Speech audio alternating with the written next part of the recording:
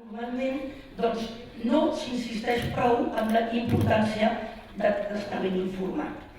I per tant, doncs, es deriva i s'utilitza el temps per veure altres coses més que per veure realment informació.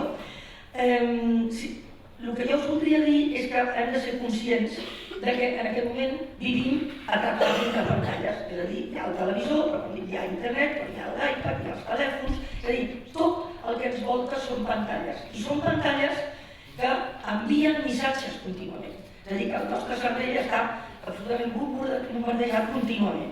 I mai, pràcticament ningú ens ha explicat perquè aquest tipus de sessions, com aquesta d'avui, té un gran valor. En aquest moment potser no en som massa conscients, però us asseguro que té molt valor, perquè significa aturar-nos un moment a reflexionar sobre els mitjans de comunicació. És a dir, sobre tot això que el nostre cervell rep via unes pantalles, que ens envien uns missatges que els fan unes persones que tenen uns interessos i que no sempre són els nostres interessos. Per tant, la nostra llibertat està en joc.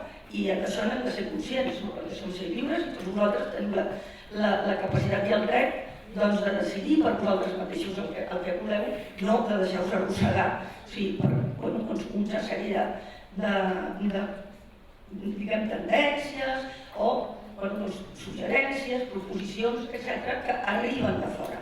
És a dir, que heu de ser realment capaços de veure què és el que us convé i el que no us convé de tot això.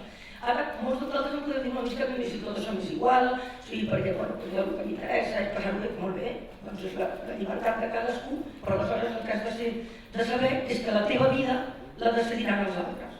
És a dir, no ho decidiràs tu, el que fas amb la teva vida. I per tant, la teva vida i la vida de les persones que et volten, que estimes, que són els teus amics, la teva família o qui tu vulguis, no? Aleshores, abans es deia que la càmera no mentia, i senties dir, jo recordo quan durant molts anys deien, no, això ho ha dit la televisió, o això ho ha dit la ràdio, i això era ja garantia que estava bé. Ara fem una mica el mateix amb internet, això ho he vist a internet, o això ho he trobat a internet, però ens hem preguntat si realment això és una garantia de rigorositat, de veritat. És a dir, quan trobem una paraula a internet o busquem un tema, ens surt una llista. Però aquesta llista qui l'ha fet? Perquè clar, no és una llista que s'hagi fet en base a que la primera entrada és la millor, que hi ha una espècie de poder superior, independent, amb bona voluntat, que escolleix en funció de la qualitat. No, hi ha unes empreses que es dediquen a cobrar per col·locar aquestes entrades en aquest ordre. I per tant, si tu vols i tens diners per fer que la teva entrada sigui la primera, doncs és la primera. I això ho has de saber. Llavors hem de ser una mica detectius a internet, perquè quan rebem alguna cosa, doncs ens hem de preguntar. I aquesta és la clau de la qüestió, fer-se preguntes, o sigui, fer-se preguntes contínuament.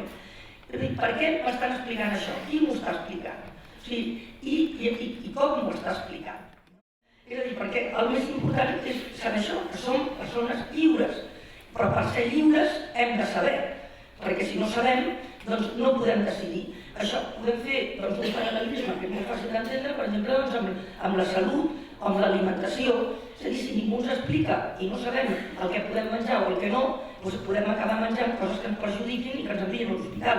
Doncs si ens empassem mitjans sense saber el que ens empassem, doncs el que es pot resultar afectat no és el cos físic, però sí que és el cos social en el que tots hem de conviure i el cos espiritual i mental de cadascú de nosaltres.